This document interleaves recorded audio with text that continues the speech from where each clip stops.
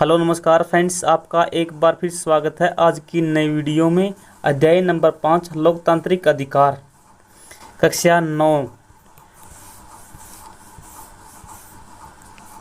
Note important. Guantanamo बे का jail कहाँ पर है? अमेरिका में है। यहाँ पर 600 से अधिक लोगों को पकड़कर जेल में रखा गया था।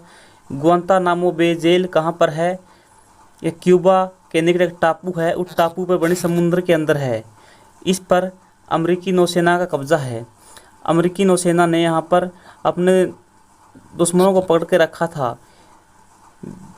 न्यूयॉर्क में 11 सितंबर 2001 के हमलों न्यूयॉर्क में 11 सितंबर 2001 में हमले हुए थे। अमेरिका का मानना था कि जो 600 लोग पकड़े गए हैं, इनका संबंध कहीं ना कहीं इस हमले से रहा है, इसीलिए इनको पकड़कर यहाँ जेल में रखा गया है। इस जेल में पकड़कर रखा गया लोगों को और किसी को खबर भी नहीं थी। यहाँ तक कि संयुक्त राष्ट्र है जो, उसको भी किसी प्रकार की खबर नहीं थी कि कहाँ पर रखा गया है। न ही किसी को यहाँ इनसे मिलने की इजाज़त थी। यहाँ पर अब बहुत से बेकसूर लोगों को भी पकड़कर जेल में डाला गया था, केवल संदेह के आधार पर। एक अंतर्राष्ट्रीय संस्था है अमनेस्टी इंटरनेशनल। कौन सी है? अमनेस्टी इंटरनेशनल ग्वांतानामो बे जेल में गए और वहाँ पर कैदियों के बारे में सूचना इकट्ठी की। उन कैदियों के साथ बहुत बुरा व्यवहार किया जा रहा था। वहाँ पर कुछ कैदी भूख हड़ताल पर बैठे। भूख हड़ताल पर बैठने के कारण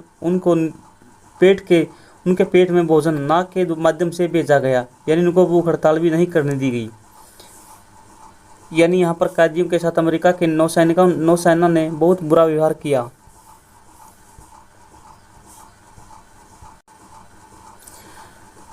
संयुक्त राष्ट्र संघ के महासचिव ने कहा, ग्वांतानामो बे जेल को बंद कर देना चाहिए।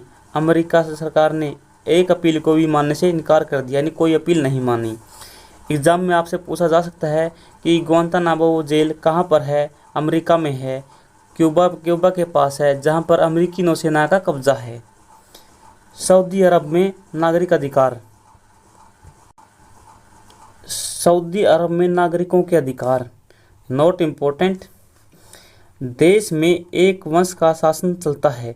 कहाँ पर? सऊदी अरब में। और राजा या शाह को चुनने बदलने में लोगों की कोई भूमिका नहीं होती है। हम पहले अध्याय में पढ़ चुके हैं कि जो सऊदी अरब है वहाँ पर राजतंत्र है, यानी राजघराने में जन्मे व्यक्ति राजा बनते हैं। शाह की विधायिका कार्यपालिका के लोगों का चुनाव करते हैं। शाह की विधायिका और कार्यपालिका के लोगों के चुनाव करते हैं। जजों की नियुक्ति भी शाह करता है और वे उनके फैसलों को पलट भी सकता है। यानी जो कार्यपालिका और विधायिका है, इनका चुनाव तो लोगों द्वारा किया जाता है। जजों की नियुक्ति जो शाह है, वहाँ का राजा है, उसके द्वारा की जाती है और उनके फैसले को पलट भी सकता है वो। लोगों को राजनीतिक दल संगठन नहीं बना सकते हैं। वहाँ पर कोई भी व्यक्ति राजनीतिक संगठन और दल नहीं बना सकते हैं। मीडिया शाह की मर्जी के खिलाफ कोई खबर नहीं छाप सकता है, यानी सब गुलाम हैं किसके? शाह के। कहाँ? सऊदी अरब में। कोई धार्मिक आज़ादी नहीं है वहाँ पर। कहाँ पर? सऊदी अरब में। सिर्फ मुसलमान ही यहाँ के नागरिक हो सकते हैं। यहाँ रहने वाले दूसरे धर्मों के लोगों के घर के अंदर ही अपने धर्म के अनुसार पूजा पाठ करने की इजाज़त है। उन्हें सार्वजनिक धार्मिक अनुष्ठान पर रोक है, यानी यहाँ पर केवल मुस्लिम धर्म ही अपनी पूजा पाठ कर सकते हैं। मुस्लिम धर्म यहाँ रह सकते हैं और बाकी जो भी धर्म हैं उन धर्मों के लोग बाहर पूजा नहीं कर सकते हैं। और दूसरी ओर अपने मंदिर, गिरजाघर, चर्च, गुरुद्वारे, मठ कुछ नहीं बना सकते हैं। केवल मुसलमान अपनी मस्जिद वहाँ बना सकते हैं। कहाँ? सऊदी अरब में। ओनली मुसलमानों को पूरे अधिकार हैं सऊदी अरब में। औरतों को वैधानिक रूप से मर्दों से कमतर माना गया है।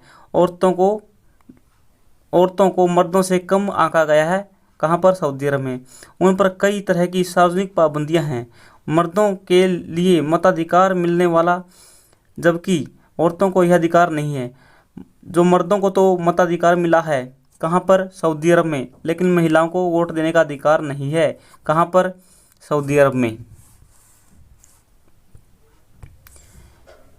ये बातें सिर्फ सऊदी अरब पर लागू नहीं होती। दुनिया में ऐसे अनेक देश हैं जहाँ ऐसी स्थितियाँ मौजूद हैं आज भी। कोसोवो में जातीय नरसंहार। कोसोवो पुराने यूगोस्लाविया का एक प्रांत था। जो कोसोवो है वो यूगोस्लाविया का प्रांत था। किसका था? पहले यूगोस्लाविया का, जो अब टूटकर अलग हो गया है। टूटकर अलग हो गया है कौन सा? कोसोवो। किससे? यूगोस्लाविया से। इस प्रदेश में अल्बानी कौन रहते हैं? अल्बानी की संख्या बहुत ज़्यादा है। पूरे देश के लिहाज से सर्ब लोग बहुसंख्यक हैं, यानी ये सबसे ज़्यादा हैं। सर्ब लोग यहाँ पर क्या हैं? बहुसंख्यक हैं। उगर सर्ब राष्ट्रवाद के भगत और मिलोसेविक। उगर सर्ब राष्ट्रवाद के भगत मिलोसेविक ने यहाँ चुनाव में जीत हासिल की। उगर सर्ब राष्ट्रवाद के भगत कौन से? मिलोसेविक। कहाँ के? कोसोवो के। उनकी सरकार ने कोसोवो के अल्बाइन लोगों के प्रति बहुत कठोर व्यवहार किया। कोसोवो के अल्बाइन ये बन गया था, मिलोसेविक बन गया था। मिलोसेविक ने अल्बाइनों के साथ बहुत कठोर व्यवहार किए धर्म के आधार पर। उनकी इच्छा थी कि देश में सर्ब लोगों का ही पूरा नियंत्रण हो, यानी एक तो सर्ब लोग रहते हैं और एक अल्बाइन लोग रहते हैं। सर्ब लोग क्या हैं? बहुसंख्यक हैं, और जो अल्बाइन हैं अल्पसंख्यक हैं। कहाँ पर? कोसोवो में। अनेक सर्ब नेताओं का मानना था कि अल्बाइनो लोगों को अल्पसंख्यक हैं तो देश छोड़कर चले जाएंगे, सर्बों का प्रभुत्व होगा। अल्बाइन और कहाँ से संबंधित हैं? कोसोवो से हैं और अल्पसंख्यक हैं, और जो सर्ब हैं ये बहुसंख्यक हैं, संख्या में अधिक हैं। कहाँ पर हैं? कोसोवो में हैं। इन दोनों के बीच संघर्ष हुआ था। उसमें नेता कौन थे वहाँ के? मिलोसेविक, याद रखेंगे। कोसोवो के शहर में अप्रैल 1999 में अल्बाइनो परिवार के साथ एक ऐसी घटना घटी। ये आप कहानी है, वीडियो रोकर इस कहानी को पढ़ सकते हैं। एग्जाम में यहाँ से प्रश्न नहीं आएगा।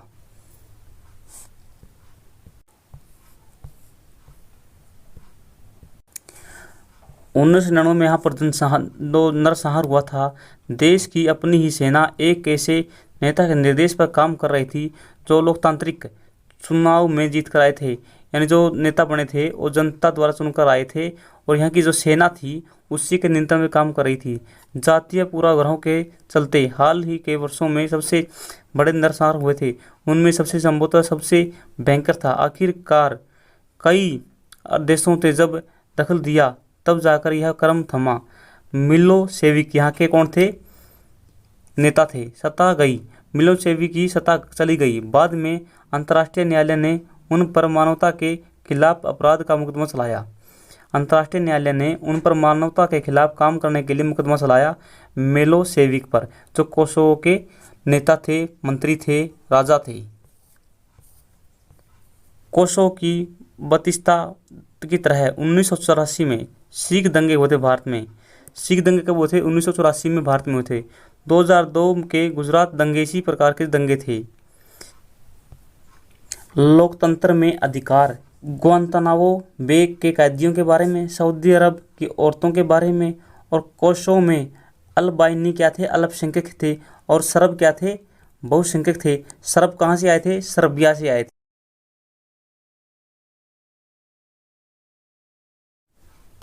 भारत में 1984 में और 2002 में दंगे हुए थे। तो आपने देखे ऊपर कहाँ होते? 1984 में सिखों के दंगे थे पंजाब में, 2002 में गुजरात में हुए थे। Not important. अल्बाइन थे, दूसरे सर्ब थे। जो सर्ब कहाँ से थे? सर्बिया से थे। सर्बिया से कौन प्लेयर हैं? टेनिस प्लेयर नोवाक जोकोविच सर्बिया से प्लेयर हैं टेनिस के। Not important, not important.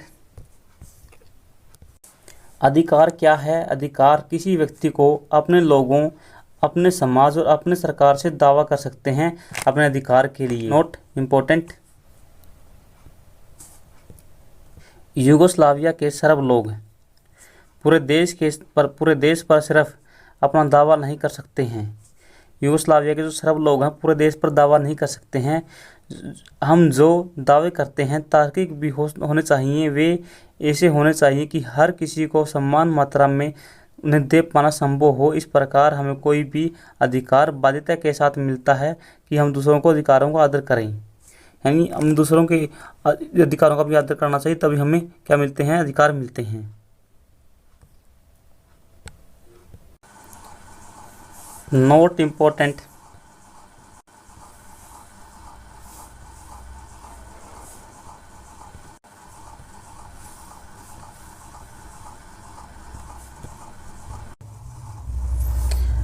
अगर अन्य नागरिक या सरकार इन अधिकारों का आदर नहीं करती, भारत की बात सही है, इसका उल्लंघन करते हैं, तो हम अपने अधिकारों का हनन कहते हैं कि हमारे अधिकारों का हनन हो रहा है। सरकार करे या कोई नागरिक करे या कोई समाज करे। ऐसी स्थिति में कोई भी नागरिक अदालत का दरवाज़ा खटखटा सकता है, अपने अधिकारों की रक्षा की मांग कर सकता है।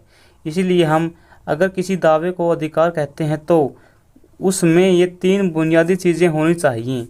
अधिकार, लोगों के तार्किक दावे, इन्हें समाज से स्वीकृति और अदालतों द्वारा मान्यता मिलनी होती है। लोकतंत्र में अधिकारों की क्या ज़रूरत होती है? लोकतंत्र की स्थापना के लिए अधिकारों का होना ज़रूरी है।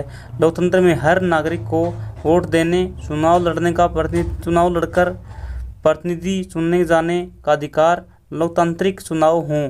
इसके लिए जिन लोगों ने अपने विचारों को व्यक्त करने इसके लिए लोगों को अपने विचारों को व्यक्त करने की होनी चाहिए। राजनीति पार्टी बनाने का अधिकार होना चाहिए। राजनैतिक गतिविधियों की आज़ादी होनी चाहिए। लोकतंत्र में अधिकारों का एक खास भूमिका होती है।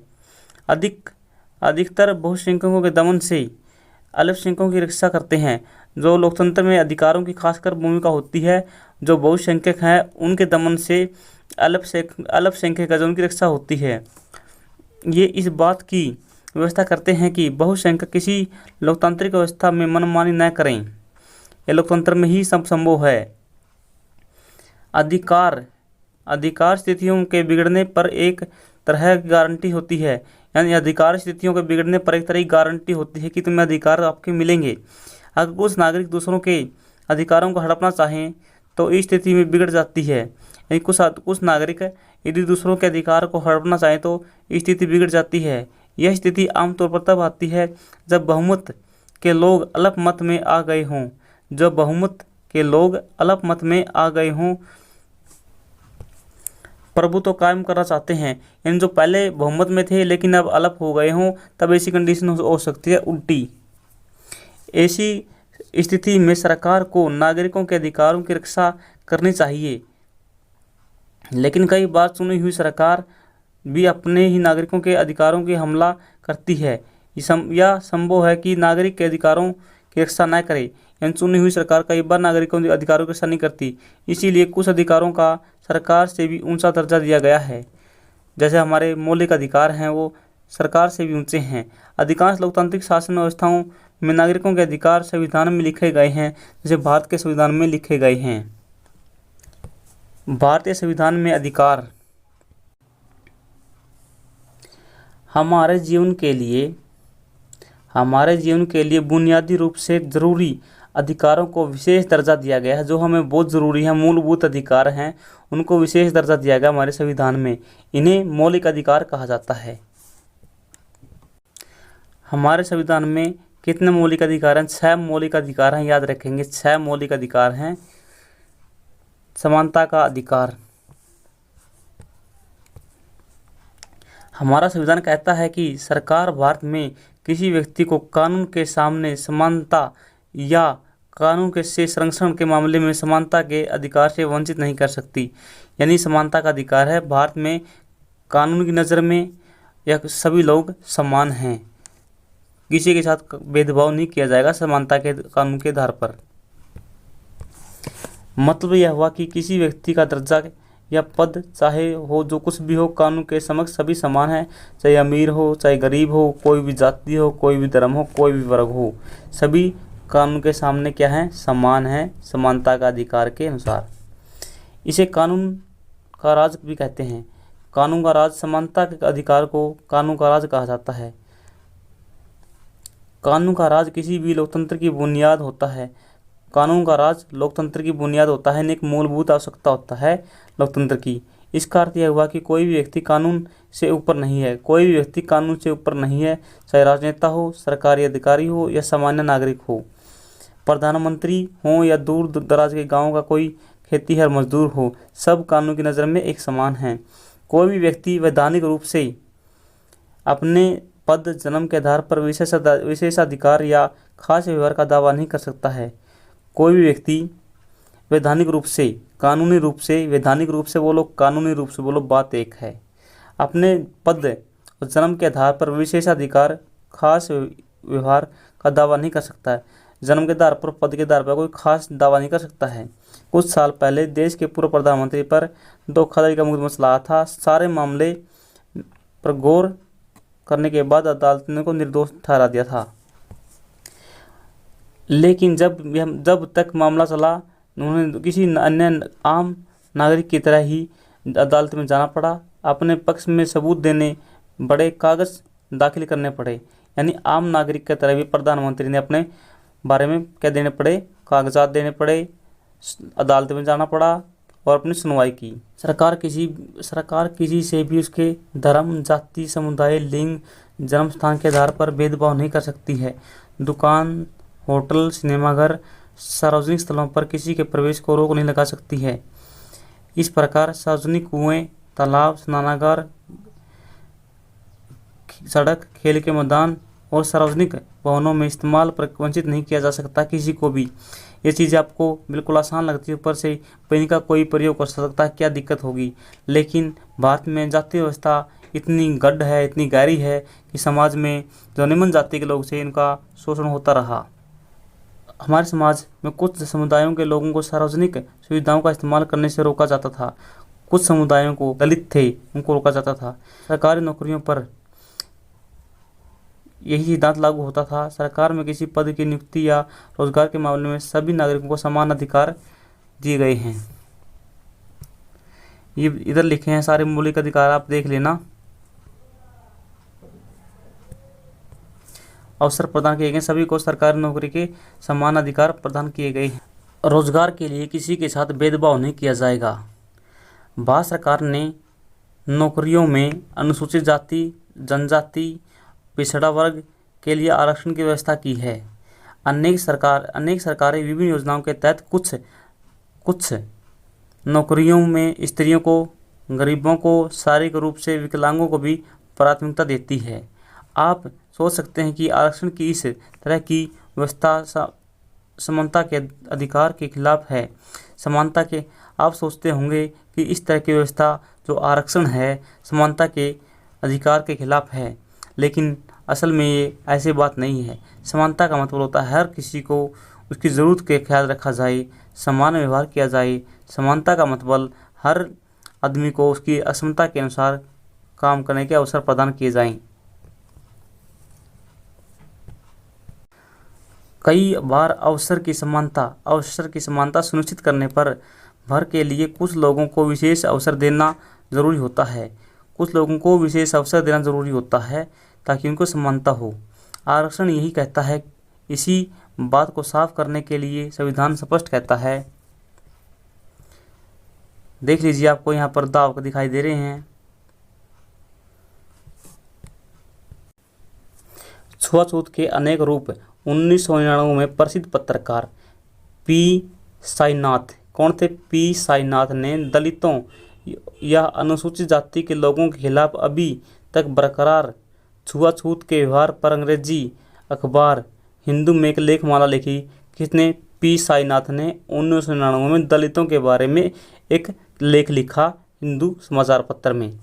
पी साईनाथ देश के विभिन्न भागों में घूमा और उसने देखा कि चाय की दुकान पर दो तरह के कप होते हैं, एक दलितों के लिए, एक दूसरा बाकी के लिए। हजाम दलितों के बाल नहीं काटते। हजाम यहाँ पर नाई के लिए है, नाई बाल नहीं काटते इसके दलितों के। दाढ़ी नहीं बनाते दलितों की। दलित छात्रों को कक्षा में अलग बैठना होता है, अलग रखे घड़े से पानी पीना होता है। ये बिल्कुल सत्य बातें हैं। दलित दूल्हे को बारात में घोड़ी नहीं चढ़ने देते, यह राजस्थान की बात है। दलितों को सार्वजनिक हैंडपंप से पानी नहीं लेने दिया जाता, उनके पानी भरने लेने के बाद हैंडपंप को धोया जाता है, ये बिल्कुल सत्य बात है। ये सब काम छुआछूत की परिभाषा को दायरे में आते हैं। आरक्षण समानता के अधिकार का उल्लंघन नहीं है, क्योंकि सभी को समान अवसर देना ही संविधान का काम है। किसी तरह का भेदभाव न होने का सिद्धांत सामाजिक जीवन पर भी इसी तरह लागू होता है। संविधान सामाजिक भेदभाव को एक बहुत ही प्रबल छुआछूत का जिक्र करता है और सरकार को निर्देश देता है कि वो इसे समाप्त करें। ये सरकार का काम है कि छुआछूत को समाप्त करे। किसी भी तरह की छुआछूत को कानूनी रूप से गलत करार दिया जाता है। किसी भी प्रकार की छुआछूत को कानूनी रूप से गलत करार दिया जाता है। यहाँ छुआछूत का मतलब कुछ खास जातियों के लोगों के शरीर को छूने से बचना भर नहीं है, वहीं उनका शरीर से ही छूने से बचना है। नहीं, यह उन सारी सामाजिक मान्यताओं और आचरणों को भी गलत कराता है जिसमें किसी खास जाति में जन्म लेने भर से लोगों की नीच नज़र से देखते हैं, उनके साथ अलग तरह का व्यवहार करते हैं। इसे संविधान में छुआछूत के दंडनीय अपराध घोषित है। छुआछूत एक दंडनीय अपराध है। यदि कोई छुआछूत करे तो आप उस पर केस कर सकते हैं। स्वतंत्रता का अधिकार। स्वतंत्रता का मतलब होता है बाधाओं का न होना, यानी जो व्यक्ति की स्वतंत्रता है उनमें किसी प्रकार की कोई बाधा नहीं होनी चाहिए। ये बात यहाँ पर कही गई है। नीचे दी गई हैं दो स्वतंत्रताएं मुख्य हैं। अभिव्यक्ति की स्वतंत्रता, यानी व्यक्ति को बोलने की स्वतंत्रता होनी चाहिए। शांतिपूर्ण ढंग से जमा होने की स्वतंत्रता, कोई धरना प्रदर्शन करना है तो आप शांतिपूर्ण ढंग से बैठ सकते हैं। संगठन और संघ बनाने की स्वतंत्रता, देश में कहीं भी जाने की स्वतंत्रता है आपको। देश के किसी भी भाग में रहने की बसने की स्वतंत्रता है आपको। कोई भी काम करने, धंधा करने, पेशा करने की स्वतंत्रता है आपको। याद रखिए, नागरिक को ये स्वतंत्रताएं प्राप्त हैं। नागरिकों को, हर नागरिक को ये स्वतंत्रता प्राप्त हैं। इसका मतलब यह हुआ कि आप अपनी स्वतंत्रता का ऐसा प्रयोग नहीं कर सकते हैं कि दूसरे की स्वतंत्रता का हनन करें। आपको जिस स्वतंत्रताएं दी गई हैं नीचे, इन स्वतंत्रता का आप खुद प्रयोग कर सकते हैं, लेकिन किसी दूसरे व्यक्ति की आज़ादी को नहीं छीन सकते हो आप। यानी दूसरा व्यक्ति भी स्वतंत्र होना चाहिए, आप भी। आपकी स्वतंत्रता सार्वजनिक परेशानी अव्यवस्था पैदा नहीं करनी चाहिए। न तो किसी प्रकार की परेशानी होनी चाहिए सार्वजनिक सबको, और न ही अर्थ में अव्यवस्था फैलनी चाहिए। आपकी स्वतंत्रता से आप वह सब करने के लिए आज़ाद हैं, दूसरों को परेशान न करें। आप सब कुछ वो करने के लिए तैयार हैं, पर आप वो सब कुछ कर सकते हैं जिससे दूसरों को कोई परेशानी न हो। स्वतंत्रता का मतलब यह है असीमित मनमानी करने का लाइसेंस पा लेना नहीं है। स्वतंत्रता का मतलब यह नहीं कि आपने इसका लाइसेंस पा लिया है, अब आप कुछ भी कर सकते हैं। नहीं, आपकी मनमानी नहीं चलेगी। यानी आप खुद के अधिकारों का प्रयोग कर सकते हैं, दूसरों को हनन नहीं कर सकते। इस कारण समाज के व्यापक हितों को देखते हुए सरकार हमारी स्वतंत्रता पर कुछ किस्म की पाबंदियां लगाती हैं, जो नीचे दी गई हैं। अभिव्यक्ति की आज़ादी हमारे लोकतंत्र में एक बुनियादी विशेषता है। आज़ादी बोलने की, आपको आज़ादी है बोलने की, लिखने की आज़ादी है, कला की आज़ादी है, स्वयं व्यक्त करना शामिल है। दूसरों से स्वतंत्रता ढंग से विचार विमर्श करना, दूसरों से भी आप स्वतंत्र ढंग से विचार विमर्श कर सकते हैं, संवाद कर सकते हैं, अपने विचारों को व्यक्त कर सकते हैं, व्यक्तित्व का विकास करते हैं।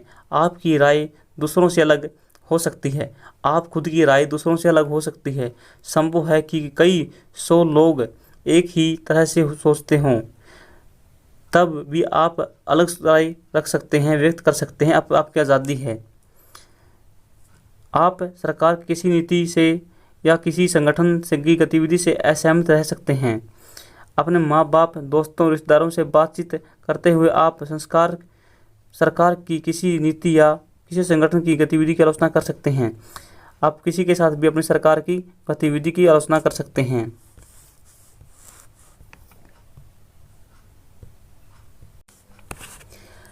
आप अपने विचारों को पर्चा छापकर अखबारों पत्रिकाओं में लेख लिखकर व्यक्त कर सकते हैं।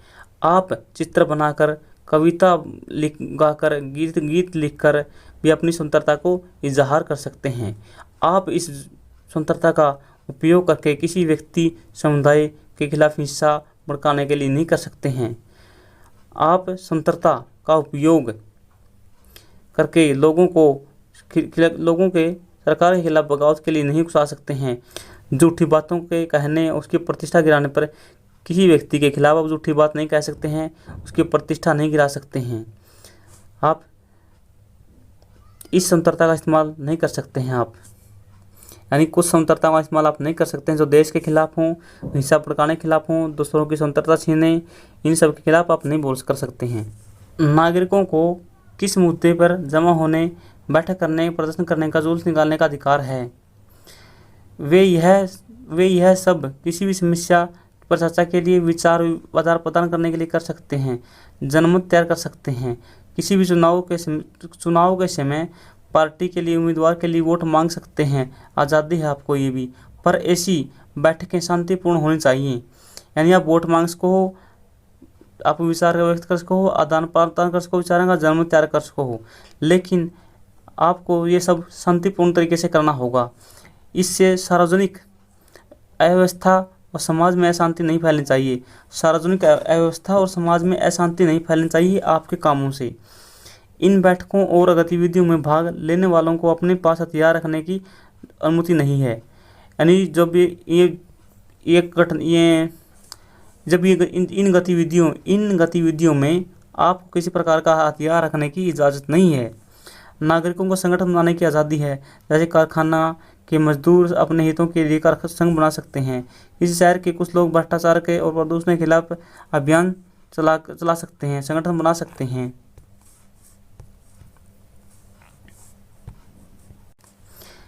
किसी भी नागरिक को देश के किसी भी हिस्से में जाने की क्या है, स्वतंत्रता है। हम भारत के किसी भी हिस्से में रह सकते हैं, बच सकते हैं। जैसे असम का कोई व्यक्ति हैदराबाद में अपना व्यवसाय करना चाहता है तो कर सकता है। संभव है कि उसे इस शहर को देखा भी न हो, जहां उसके कोई संपर्क न हो, फिर भी भारत का नागरिक होने के कारण वहां रह सकता है।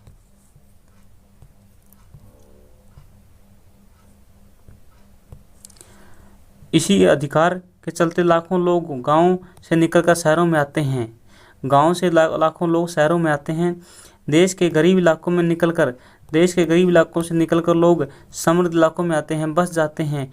पेशा चुनने के मामले में भी ऐसी ही स्वतंत्रता प्राप्त है।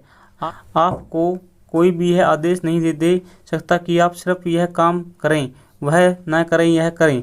महिलाओं को यह अधिकार नहीं कहा जा सकता कि फलां काम करना के लिए हैं। महिलाओं को भी ये नहीं कहा जा सकता कि आप केवल फलां काम करने के लिए हैं। जैसे महिलाओं को सामान्यतः कहा जाता है कि आप तो केवल घरेलू काम करने के लिए हैं, घर के काम करो, बाहर मत जाओ। लेकिन ये महिलाओं को हम ऐसा नहीं कह सकते, क्योंकि हमारा ये मौलिक अधिकार है महिलाओं का। पिछड़ी और कमज़ोर जातियों के लोगों से नहीं कहा जा सकता कि वे अपने परंपरागत पेशे ही अपनाएं। जो मतलब पिछड़े और कमज़ोर वर्ग के लोग हैं, जातियों के लोग हैं, उन्हें अक्सर ये कहा जाता है कि तुम अपना जाति वाला काम कर, तुम अपना वर्ग वाला काम कर। लेकिन उनको ऐसा कहना भी क्या है, उनकी स्वतंत्रता को छीनना है। ऐसा नहीं कहा जा सकता। संविधान कहता है कि किसी भी व्यक्ति को जीने के अधिकार और निजी स्वतंत्रता से वंचित नहीं किया जा सकता। जीने का अधिकार निजी स्वतंत्रता से वंचित नहीं किया जा सकता। कानून द्वारा स्थापित अवस्थाओं को छोड़कर।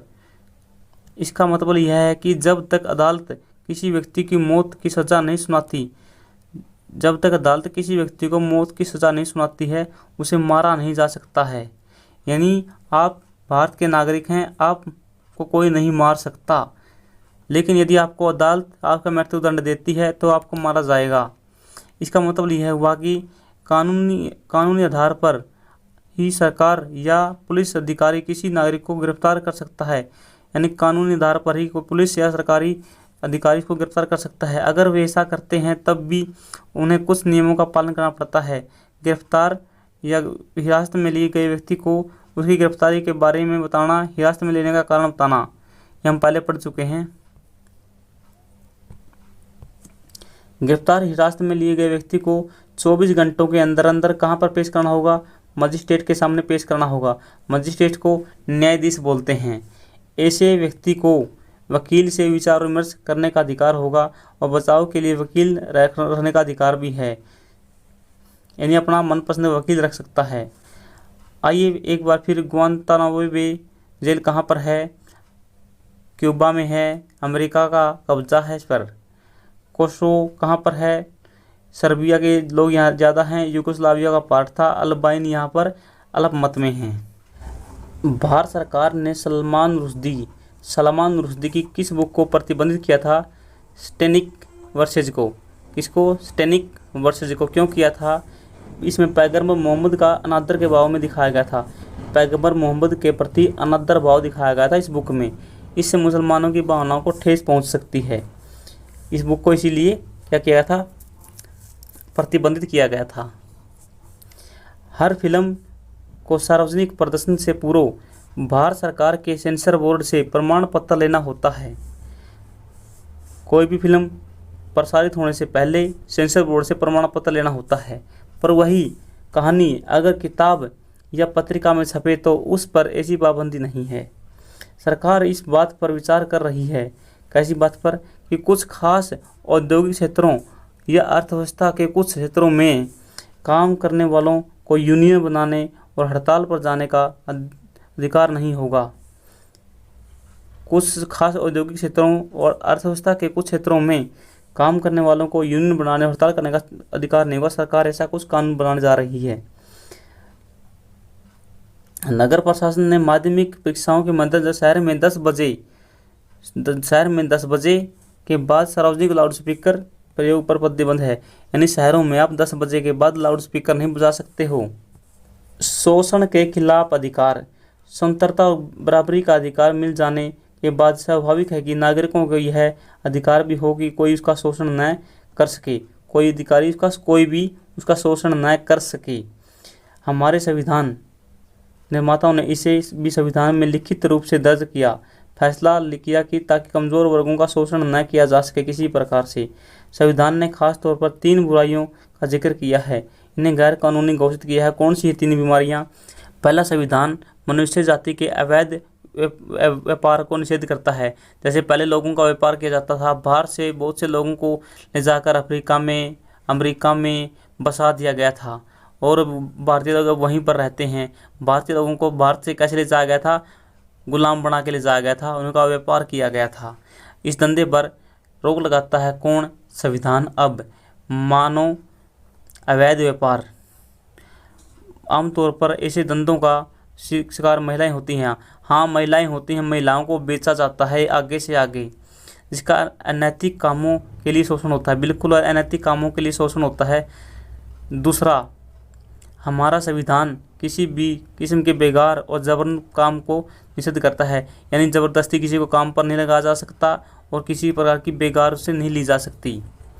बेगार प्रथा में मजदूरों को अपने मालिकों के लिए मुफ्त या बहुत थोड़े से अनाज वगैरह के लिए जबरन काम करना पड़ता है। जब यही काम मजदूर को जीवन भर करना पड़ता है तो उसे बंधुआ मजदूरी कहते हैं। बेगार होता है थोड़े ही काम, अनाज के लिए, थोड़े पैसों के लिए बहुत अधिक काम करना पड़े, और इसे बंधुआ मजदूरी बोलते हैं। बंधुआ मजदूरी अक्सर कहाँ पर होती है? ये बेगार वाली भट्ठों पे होती है। भट्ठों पे जो भट्ठों के मालिक हैं उनको पहले ही पैसे दे देते हैं और फिर बाद में उनको काम पर लगाते हैं। उन लोगों की मजबूरी होती है वहाँ पर काम करना। और अपने आसपास के गांव में आप देखते हैं कि जो मजदूर होते हैं या जो ज़मींदार होता है, उस ज़मींदार के ठेके पर लगते हैं, 1 साल के 1 लाख रुपया या 2 लाख रुपया लेते हैं, वो भी एक बंधुआ मजदूरी है।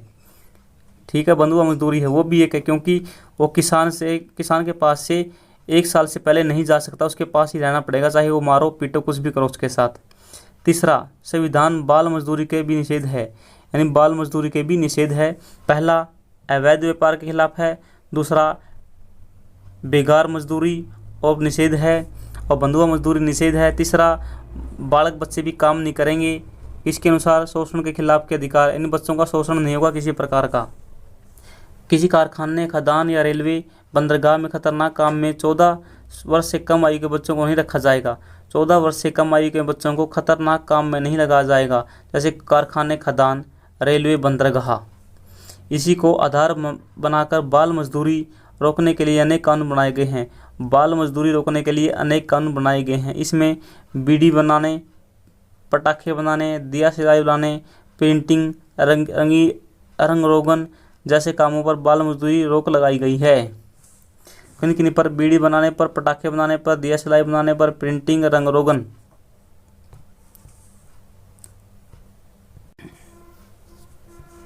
धार्मिक स्वतंत्रता का अधिकार। स्वतंत्रता के अधिकार में धार्मिक स्वतंत्रता का अधिकार भी शामिल है। इस मामले में भी हमारे संविधान निर्माता खास तौर पर चौकस थे। उन्होंने स्वतंत्रता को स्पष्ट रूप से अलग किया है। स्वतंत्रता को स्पष्ट रूप से अलग किया है। आप अध्याय 2 में पढ़ चुके हैं। भारत एक धर्मनिरपेक्ष राज्य है, देश है। विश्व के अन्य देशों के समान भारत के अधिकांश लोग अलग अलग धर्म मानते हैं। कुछ लोग किसी भी धर्म को नहीं मानते हैं। कुछ लोग हैं जो किसी भी धर्म को नहीं मानते हैं। धर्मनिरपेक्ष इस सोच पर आधारित है कि शासन का काम व्यक्तियों के बीच के मामले को ही देखता है, एक व्यक्ति और ईश्वर के बीच मामलों को नहीं है। धर्मनिरपेक्ष शासन वह है जहाँ किसी भी धर्म को आधिकारिक धर्म मान्यता नहीं है, यानी राजकीय धर्म न हो, वहाँ पर होता है धर्मनिरपेक्ष। भारतीय धर्मनिरपेक्ष में सभी धर्मों के प्रति सम्मान, समभाव है। धर्म के मामले में शासन के सभी वर्गों को उदासीन और निरपेक्ष होना चाहिए। हर किसी को अपने धर्म का मानने, उसका आचरण करने, उसका प्रचार करने का अधिकार है। हर धार्मिक समूह, पंथ को अपने धार्मिक कामकाज का प्रतिबंध करने की आज़ादी है, पर अपने धर्म प्रचार करने के अधिकार का मतलब यह नहीं कि झांसा देकर, फेरब देकर के, लालच देकर धर्म परिवर्तन कराने का नहीं है। न झांसा देकर, न लालच देकर, न फेरब कर किसी प्रकार का धर्म परिवर्तन नहीं करा जा सकता। निसंदेह व्यक्तियों को अपने इच्छा से धर्म परिवर्तन करने की आज़ादी है। कोई व्यक्ति अपनी इच्छा से धर्म परिवर्तन कर सकता है, लेकिन दबाव में नहीं। अपना धर्म मानने, उसके अनुसार आचरण करने का यह अर्थ भी नहीं कि किसी व्यक्ति को अपने मन की अनुसार जो चाहे सो करे। मर्जी है जो करे वो कर सकता है। जैसा कोई आदमी देवता कथित अदृश्य शक्तियों को संतुष्ट करने के लिए नर बलि पशु बलि नहीं दे सकता, यानी किसी भी देवता को संतुष्ट करने के लिए कोई नर बलि पशु बलि नहीं दे सकते हैं। ये खिलाफ है नर बलि और पशु बलि देना। औरतों को कमतर मानते हैं, औरतों को नीचा माना जाता है। औरतों की आज़ादी का हनन करने वाले धार्मिक रीति रिवाजों का आचरण करने की अनुमति नहीं है। जैसे कोई ज़बरदस्ती किसी विधवा का मुंडन करे, यानी औरतों को कम नीचा माना जाता पुरुषों से, लेकिन औरतों के साथ कोई भी धार्मिक रीति रिवाजों का गलत आचरण करने की अनुमति नहीं है। जैसे पहले विधवाओं के बाल मुंडे जाते थे, वो गलत काम है, वो नहीं किया जाएगा। सिर्फ सफ़ेद कपड़े पहने, ये भी नहीं होगा, यानी किसी भी प्रकार के काम के लिए मजबूर नहीं कर सकते हैं महिलाओं को। धर्मनिरपेक्ष शासन का मतलब है किसी के धर्म का पक्ष या विशेषाधिकार देना भी नहीं है। धर्मनिरपेक्ष का ये मतलब नहीं है कि किसी भी धर्म का पक्ष लेना या धर्म को विशेषाधिकार देना। ना ही ऐसा शासन किसी व्यक्ति को उसकी धार्मिक मान्यताओं के कारण सजा दे, उसके साथ भेदभाव कर सकता है। इस प्रकार किसी भी धार्मिक संस्था को बढ़ावा देने, उसके रख रखाव करने के लिए किसी व्यक्ति को मजबूर नहीं किया जा सकता है। सरकारी शैक्षणिक संस्थानों में किसी किस्म की धार्मिक निर्देश नहीं होना चाहिए। अगर किसी शैक्षणिक संस्थान का संचालन निजी संस्था करती है तो किसी भी व्यक्ति को प्रार्थना में हिस्सा लेने के किसी धार्मिक निर्देश का पालन करने के लिए मजबूर नहीं कर सकते हैं। अगर कोई निजी संस्था जैसे मदरसे हैं, वो मान लीजिए मदरसे हैं और अपने मदरसे में मुस्लिम धर्म का पालन किया जाता है, तो वहाँ पर किसी को भी मजबूर नहीं किया जा सकता कि तुम मुस्लिम धर्म का पालन जरूर करेगा। सांस्कृतिक और शैक्षणिक अधिकार। आप हैरान होंगे कि हमारे संविधान निर्माता अल्पसंख्यक अधिकारों के लिखित गारंटी देकर इतने सचेत क्यों थे।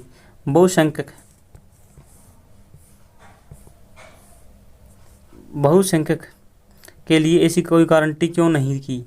इसका सीधा सा कारण है कि लोकतंत्र की कार्यपद्धति अपने आप बहुसंख्यकों को ज़्यादा ताकत देती है। लोकतंत्र की जो कार्यपद्धति है बहुसंख्यकों को ज़्यादा ताकत देती है, क्योंकि वो संख्या में बहुत ज़्यादा हैं। अल्पसंख्यकों की भाषा, संस्कृति, धर्म को विशेष संरक्षण की जरूरत होती है। अन्याय में बहुसंख्यकों की भाषा, धर्म और संस्कृति के प्रभाव में पिछड़ते चले जाएंगे। इसी के चलते संविधान अल्पसंख्यकों के सांस्कृतिक और शैक्षणिक अधिकारों को स्पष्ट करता है। नागरिकों में विशिष्ट भाषा, संस्कृति को किसी भी समूह को अपनी भाषा और संस्कृति को बचाने का अधिकार है। नागरिकों में विशिष्ट भाषा और संस्कृति, अपने समूह की भाषा संस्कृति को बचाने का अधिकार है। यानी अपनी वेशभूषा, अपनी संस्कृति को बचा सकता कोई भी। किसी भी सरकारी या सरकारी अनुदान पाने वाले शैक्षणिक स्थानों में किसी नागरिक को धर्म, भाषा के आधार पर दाखिला लेने से नहीं रोका जा सकता। किसी भी धर्म का हो, किसी भी संस्था में दाखिला ले सकता है। सभी अल्पसंख्यकों को अपनी पसंद का शैक्षणिक संस्थान स्थापित करने और चलाने का अधिकार है। अल्पसंख्यकों को अपनी पसंद का शैक्षणिक संस्थान चलाने की अनुमति है। जैसे मुस्लिम मदरसे चलाते हैं, सिख गुरुद्वारे चलाते हैं, बौद्ध विहार चलाते हैं। इस प्रकार सबको आज़ादी है, खासकर अल्पसंख्यकों को। यहाँ अल्पसंख्यकों का अर्थ राष्ट्रीय स्तर पर धार्मिक अल्पसंख्यक वर्ग नहीं है। किसी स्थान पर एक खास भाषा का बोलने वाले बहुमत हो सकता है, वहीं अलग भाषा बोलने वाले अल्पसंख्यक हो सकते हैं। आंध्र प्रदेश में तेलुगु बोलने वाले बहुमत हैं, कर्नाटक में अल्पसंख्यक हैं, पंजाब में सिख बहुसंख्यक हैं और राजस्थान हरियाणा में अल्पसंख्यक हैं। हमें ये अधिकार कैसे मिल सकते हैं? संविधान में दिए गए मौलिक अधिकार महत्वपूर्ण हैं, इसीलिए इन्हें लागू किया जा सकता है। हमें उपयुक्त अधिकारों का लागू करने की मांग करने का अधिकार है।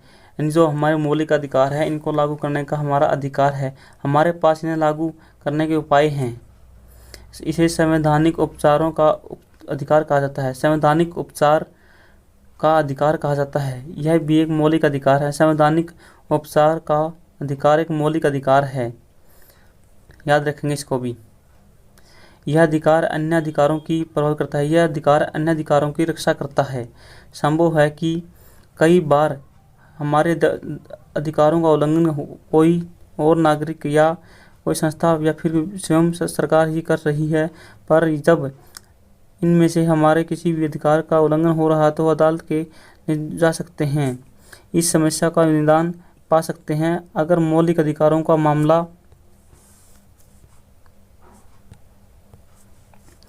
हो तो हम सीधे सर्वोच्च न्यायालय या किसी राज्य के उस न्यायालय में जा सकते हैं।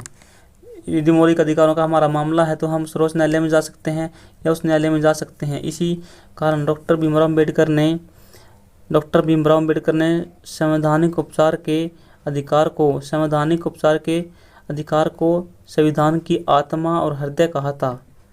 मौलिक अधिकार विधायिका, कार्यपालिका और सरकार द्वारा गठित किसी भी अन्य प्राधिकारी गतिविधियों तथा फैसलों से ऊपर हैं। यानी जो हमारे मौलिक अधिकार हैं विधायिका से, कार्यपालिका से और अब सभी गठित गतिविधि जो संस्थाएं गठित की गई हैं उन सब से ऊपर हैं हमारे मौलिक अधिकार। मौलिक अधिकारों का उल्लंघन करने वाला कोई कानून नहीं बना सकता। मौलिक अधिकारों का उल्लंघन करने वाला कोई भी कानून नहीं बनाया जा सकता, कोई फैसला नहीं लिया जा सकता। विधायिका या कार्यपालिका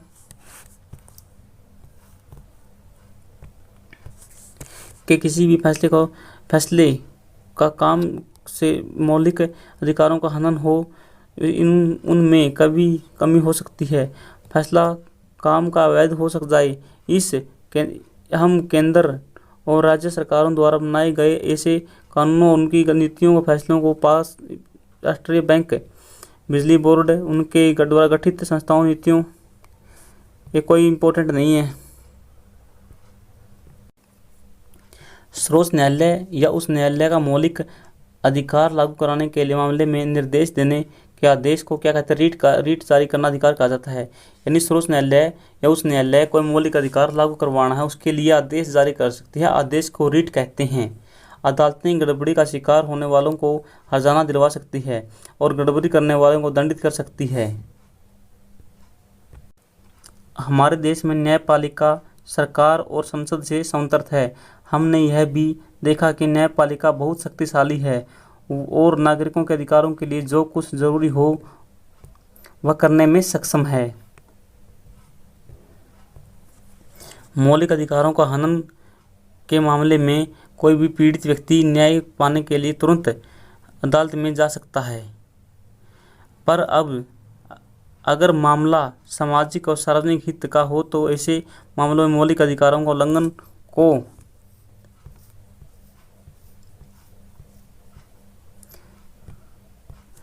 लेकर कोई व्यक्ति अदालत में जा सकता है। यानी कोई समाज का मामला है उसको लेकर भी व्यक्ति अदालत में जा सकता है। ऐसे मामलों में जनहित याचिका के माध्यम से उठाया जा सकता है। सामाजिक मामलों को जनहित याचिका के द्वारा भी उठाया जा सकता है। इसमें कोई व्यक्ति या समूह के द्वारा किसी कानून का या काम के खिलाफ सार्वजनिक हितों की रक्षा के लिए सर्वोच्च न्यायालय या किसी उस न्यायालय में जा सकता है। ऐसे मामले जज के नाम पर पोस्ट कार्ड पर लिखे जाते हैं। जज के नाम पर पोस्ट कार्ड पर लिखे जाते हैं। अर्जी के माध्यम से भी उठाए जा सकते हैं। अगर न्यायाधीश को लगे कि सचमुच इस मामले में सार्वजनिक हितों को चोट पहुंची है तो उस मामले में विचार कर सकते हैं। राष्ट्रीय मानव अधिकार आयोग के बारे में लिखा है। गुजरात में जो दंगे हुए थे उन दंगों में सबसे पहले मुद्दा किसने उठाया था? राष्ट्रीय मानव अधिकार आयोग ने उठाया था। राष्ट्रीय मानव अधिकार आयोग की स्थापना कब की गई थी? 1993 में की गई थी। यह एक स्वतंत्र आयोग है। कैसा है? स्वतंत्र। न्यायपालिका की तरह यह आयोग भी स्वतंत्र है, यानी इस पर सरकार का कोई दबाव नहीं है। आयोग की नियुक्ति राष्ट्रपति के द्वारा की जाती है। इसमें आमतौर पर सेवानिवृत्त जज या अधिकारी या प्रमुख व्यक्तियों की नियुक्ति की जाती है, किंतु यह अदालती मामलों में फैसले देने के लिए दायित्व नहीं है, यह बोझ नहीं है। अदालती मामलों में किसी प्रकार की पंगे नहीं लेता। यह पीड़ितों को मानवाधिकार दिलाने में मदद करता है और सारा ध्यान इसी पर रखता है। संयुक्त राष्ट्र द्वारा कराई गई वे संधियां, अंतर्राष्ट्रीय घोषणाएं भी शामिल हैं जिन पर भारत ने दस्तखत किए हैं मानवाधिकार के लिए। राष्ट्रीय मानवाधिकार आयोग खुद किसी को सज़ा नहीं दे सकता है। सज़ा देने का काम किसका होता है? अदालत का होता है। आयोग का काम क्या है? मानव अधिकार आयोग के उल्लंघन के किसी मामले को स्वतंत्र और विश्वसनीय जांच करना है। यानी जो उल्लंघन का मामला है मानवाधिकार का, उसकी स्वतंत्र और विश्वसनीय रूप से जांच करना है। लेकिन इसको सज़ा कौन देगा? अदालत देगी। यह उन मामलों की भी जांच करता है जहां ऐसे उल्लंघन में यानी मानव अधिकार का जहां उल्लंघन हुआ है उन्हें सरकारी अधिकारियों की अपेक्षा बरतने की आरोप हो। यह देश में मानव अधिकारों को बढ़ाने उनके प्रति चेतना जगाने का काम भी करता है। आयोग अपनी जांच की रिपोर्ट और अपने सुझाव सरकार को देता है। आयोग अपनी रिपोर्ट किसको देता है? सुझाव सरकार को देता है या पीड़ितों की ओर से अदालत में दखल देता है। जो पीड़ित हैं उनकी तरफ से अदालत में भी दखल दे सकता है। अपनी जांच करने के सिलसिले में इसके पास व्यापक अधिकार हैं। यानी जांच करने के जो मानव अधिकार आयोग है उसके पास बहुत अधिक अधिकार हैं। किसी भी अदालत की तरह यह चश्मिद गवाहों को सम्मन भेजकर बुला सकता है। यह अदालत की तरह जिस प्रकार अदालत चश्मिद गवाहों को बुलाती है सम्मन के द्वारा, उसी प्रकार से राष्ट्रीय मानव अधिकार आयोग भी बुला सकता है। किसी सरकारी अधिकारी से पूछताछ कर सकता है। किसी भी सरकारी अधिकारी से पूछताछ कर सकता है। किसी सरकारी अधिकारी दस्तावेज की मांग कर जांच कर सकता है। किसी जेल में जाकर जांच कर सकता है। घटनास्थल पर अपनी जांच की टीम भेज सकता है। यानी बहुत से काम कर सकता है राष्ट्रीय मानव अधिकार आयोग भी। भारत का कोई भी नागरिक मानवाधिकारों के उल्लंघन के मामले में उसके पास निम्नलिखित पते पर शिकायत भेज सकता है। पता है राष्ट्रीय मानवाधिकार आयोग, GPO कॉम्प्लेक्स, INI, नई दिल्ली, ये वहाँ का कोड है। और 26 जनवरी 2010 दिसंबर की स्थिति के अनुसार ये उसका पता है। अधिकारों का बढ़ता दायरा। हमारे संविधान और हमारे कानून में हमें बहुत सारे अधिकार देते हैं और साल दर साल इनका दायरा बढ़ता जा रहा है। जो हमारे अधिकार हैं इनका दायरा दिन प्रतिदिन बढ़ता जा रहा है। समय समय पर अदालतों ने फैसले दिए हैं कि जिनसे अधिकारों का दायरा बढ़ता है।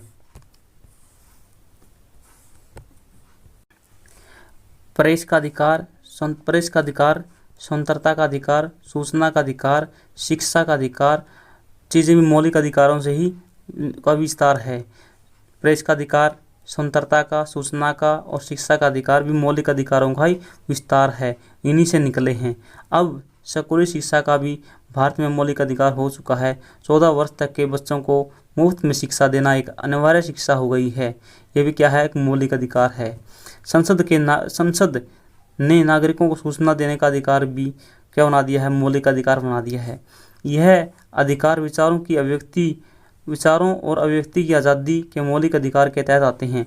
ये सभी के सभी किसके अंतर्गत आते हैं, विचारों की अभिव्यक्ति की स्वतंत्रता के अंदर आते हैं सभी के सभी। प्रेस, स्वतंत्रता का, सूचना का अधिकार, शिक्षा का अधिकार और RTI लगाने का भी अधिकार इसी के अंदर आता है।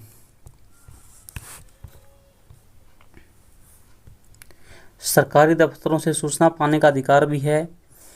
हाल ही में सर्वोच्च न्यायालय ने जीवन के अधिकार को नया विस्तार देते हुए भोजन के अधिकार को भी शामिल कर लिया है। यानी भोजन भी एक जीवन का अधिकार हो गया है, मौलिक अधिकार है भोजन पाना। साथ ही अधिकारों का दायरा संविधान द्वारा दिए गए मौलिक अधिकारों तक ही सीमित नहीं है। यानी मौलिक अधिकारों तक ही सीमित नहीं है, और भी हैं। संविधान अनेक दूसरे अधिकार भी देता है जो मौलिक अधिकारों नहीं है। जैसे संपत्ति रखने का अधिकार मौलिक अधिकार नहीं है, लेकिन फिर भी हम संपत्ति रख सकते हैं। संवैधानिक अधिकार हैं। क्या ये संवैधानिक अधिकार है? संपत्ति का अधिकार कैसा अधिकार है? संवैधानिक है, याद रखेंगे। संपत्ति का अधिकार कैसा अधिकार है? संवैधानिक अधिकार है। चुनाव में वोट देने का अधिकार महत्वपूर्ण संवैधानिक अधिकार है। चुनाव में वोट देने का अधिकार कैसा है? संवैधानिक है। संपत्ति रखने का अधिकार कैसा है? याद रखेंगे, दोनों के दोनों यहाँ से संवैधानिक अधिकार कौन से हैं? संपत्ति रखने का अधिकार और दूसरा है चुनाव में वोट देने का अधिकार। कई बार मानव अधिकारों का विस्तार होता है। ये असल में सर्वमान्य नैतिक दावे होते हैं। Note important. जो ये और अधिकार मिले हैं, ये कैसे मिले हैं? संघर्षों से मिले हैं। इनके लिए संघर्ष किया लोगों ने, तब मिले हैं ये। दक्षिण अफ्रीका के संविधान में नागरिकों को कई तरह के अधिकार दिए गए हैं। निजता का अधिकार दिया गया है। दक्षिण अफ्रीका में निजता का अधिकार है। इसके कारण नागरिकों को उनके घरों की तलाशी नहीं ली जा सकती। निजता का अधिकार है। उनके फ़ोन की टैप नहीं देखी जा सकती। उनकी चिट्ठी पत्र को खोलकर पढ़ा नहीं जा सकता। निजता का अधिकार है, क्योंकि फ़ोन खुद का है, पर्सनल फ़ोन है, पर्सनल चिट्ठी पत्र है। मेरा पर्सनल घर है भाई, मेरी तलाशी क्यों ले? मैं घर में क्या पता क्या हो। पर्यावरण का अधिकार ऐसा पर्यावरण पाने का अधिकार है जो नागरिकों को स्वस्थ और कुशल अक्षम प्रतिकूल न हो। यानी पर्यावरण का अधिकार है अफ्रीका के लोगों को। पर्याप्त आवास पाने का अधिकार भी है अफ्रीका के लोगों को। स्वास्थ्य सेवाएं, पर्याप्त भोजन, पानी तक पहुंचने का अधिकार, किसी को भी आपात चिकित्सा देने से इनकार नहीं किया जा सकता। स्वास्थ्य का, पर्याप्त भोजन का, पानी का और किसी को भी आपातकालीन चिकित्सा देने से इनकार नहीं किया जा सकता। अनेक लोगों का मानना है कि काम का अधिकार, स्वास्थ्य का अधिकार, जीने का अधिकार, न्यूनतम आवश्यकताओं को अधिकार हैं। निजता का अधिकार भारत में भी मौलिक अधिकार देना चाहिए। यानी काम का अधिकार भी होना चाहिए, स्वास्थ्य का भी होना चाहिए, जीने का भी होना चाहिए।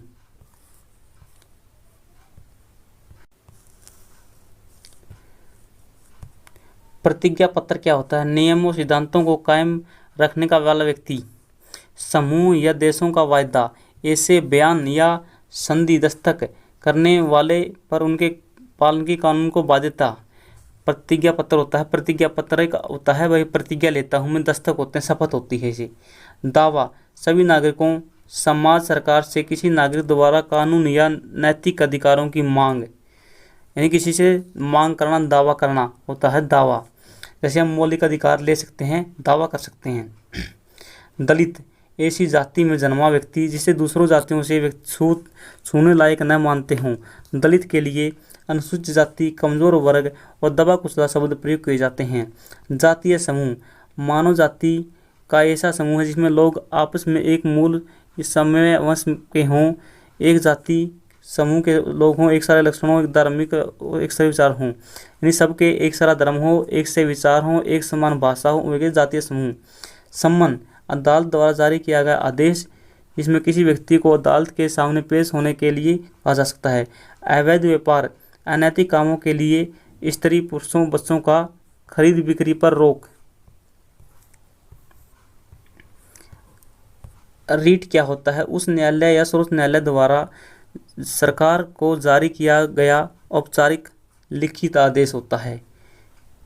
आदेश होता है, लिखित रूप में आदेश होता है। ये क्या? रीट। एम्नेस्टी इंटरनेशनल मानवाधिकारों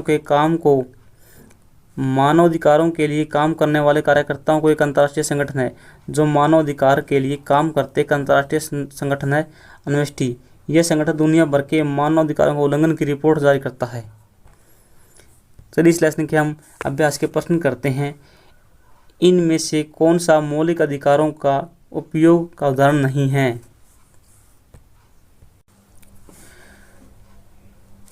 बिहार के इनमें से कौन सा मौलिक अधिकारों का उपयोग का उदाहरण नहीं है?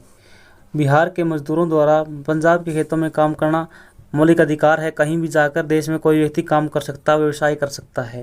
ईसाई मशीनरियों द्वारा मशीनरी स्कूलों का श्रृंखला चलाना, कोई भी अपने धर्म के लिए निजी संस्था चला सकता है धर्म के प्रचार के लिए। सरकारी नौकरी में औरत और मर्दों को समान वेतन मिलना चाहिए, बिल्कुल संवैधानिक है ये भी, यानी समानता का अधिकार ये बात देता है।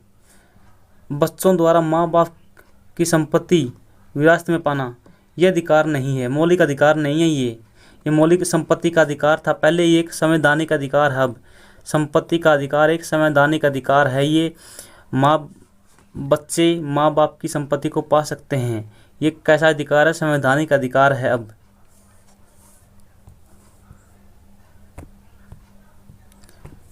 कैसा अधिकार है? संवैधानिक।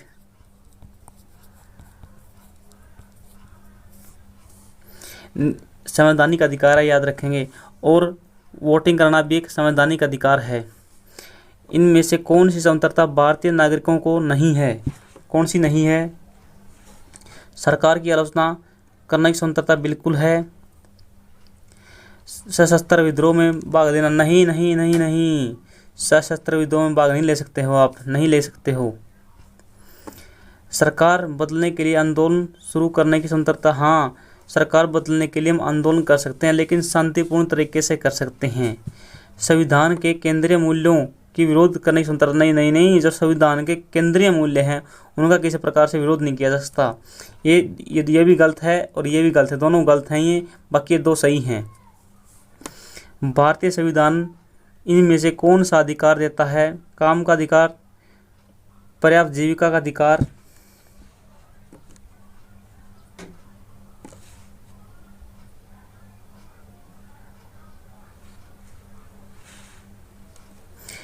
काम का अधिकार देता है, पर्याप्त जीविका का अधिकार देता है, अपनी संपत्ति के अधिकार, निजता का अधिकार।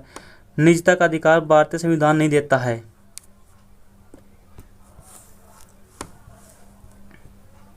निजता का अधिकार तो दक्षिण अफ्रीका का संविधान देता है। उस मौलिक अधिकार का नाम बताएं जिसके तहत निम्नलिखित स्वतंत्रताएं हैं। अपने धर्म का प्रचार करने की स्वतंत्रता, जीवन का अधिकार, छुआछूत समाप्ति, बेगार। इसमें बताने किस गलत की कौन सा मेल खाता है? धर्म वाला तो आपको पता है, धर्म या धार्मिक स्वतंत्रता का अधिकार, धार्मिक या धर्म की स्वतंत्रता का अधिकार। आगे है जीवन का अधिकार, आपको पता है अनुच्छेद 21 के तहत व्यक्तिगत जीवन एवं व्यक्तिगत स्वतंत्रता का अधिकार में शामिल है। छुआछूत का किस में आता है? समानता के में आता है, समानता। और बेगार का किसी का शोषण नहीं कर सकते हम, बेगार में शोषण के विरुद्ध अधिकार। आगे क्या दिया है, लोकतंत्र और अधिकारों के बीच संबंधों के बारे में कौन सा बयान ज़्यादा उचित है। हर लोकतांत्रिक देश अपने नागरिकों को अधिकार देता है। अपने नागरिकों को अधिकार देने वाला हर देश लोकतांत्रिक होगा? नहीं, ऐसा नहीं हो सकता। जिसमें गैर लोकतांत्रिक देश भी अपने नागरिकों को अधिकार देते हैं। अधिकार देना अच्छा है, पर यह लोकतंत्र के लिए ज़रूरी नहीं है। नहीं, लोकतंत्र के लिए नागरिकों को अधिकार देना ज़रूरी है। इसका क्या सही है? हर लोकतांत्रिक देश अपने नागरिकों को स्वतंत्रता का अधिकार देता है। स्वतंत्रता के नागरिकों पर ये पाबंदियाँ क्या उचित हैं? क्या अपने जवाब के पक्ष में कारण बताएं। भारतीय नागरिकों को सुरक्षा कारणों से कुछ सीमावर्ती इलाकों में जाने की अनुमति लेनी पड़ती है। भारतीय नागरिकों को सुरक्षा कारणों से कुछ सीमावर्ती इलाकों में जाने की अनुमति नहीं है। बिल्कुल नहीं है, क्योंकि वहाँ पर गोलाबारी चलती रहती है। वहाँ पर नागरिकों को जाने की अनुमति नहीं देती सरकार। स्थानीय लोगों के हितों की रक्षा के लिए कुछ इलाकों में बाहरी लोगों की संपत्ति खरीदने की अनुमति नहीं है। बिल्कुल ठीक है। जैसे अनुसूचित जाति जनजाति के क्षेत्रों में बाहर के लोग ज़मीन नहीं खरीद सकते, केवल जनजाति के लोग ही ज़मीन खरीद सकते हैं, या अनुसूचित जाति के लोगों की केवल अनुसूचित जाति के लोग ही ज़मीन खरीद सकते हैं। शासक दल को अगले चुनाव में नुकसान पहुंचाना सकने वाली किताब पर प्रतिबंध नहीं। सरकार किताब पर प्रतिबंध नहीं लगा सकती, फिल्म पर लगा सकती है, गानों पर लगा सकती है प्रतिबंध, और समाचार पत्रों पर प्रतिबंध लगा सकती है। ये लेसन यहीं पर समाप्त होता है। आप सभी को जय हिंद, भारत माता की जय। वीडियो को लाइक करें, चैनल को सब्सक्राइब करें।